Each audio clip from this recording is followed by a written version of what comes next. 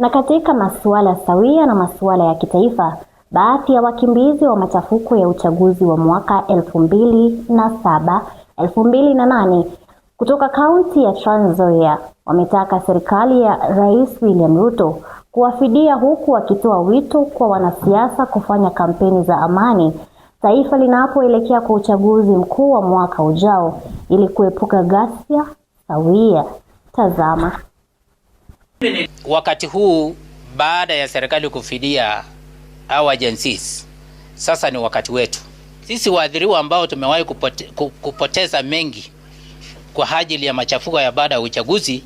Tukiangalia yale ambayo yanafanyika sasa, kama yale tuliona Homa Bay, ni ishara kamili, it is a warning ya kwamba kuna jambo ambalo linaweza kufanyika mbaya zaidi, na sisi tunaogopa. Tumeteseka, hatuna mbele na nyuma, hatuna mahali pa kuishi, watoto hawasomi, tunalala njaa, hata makao, hata nini. Rais wetu tukumbuke. Wale ambao tuliachwa wakati walikuwa wanafidia wenzetu wa 2007 tukaachwa nyuma. Kwa hivyo sasa hizi bado tunahitaji, ikiwezekana, rais utuangalie wale ambao tulikuwa tumebakia, ili nasi utukumbuke.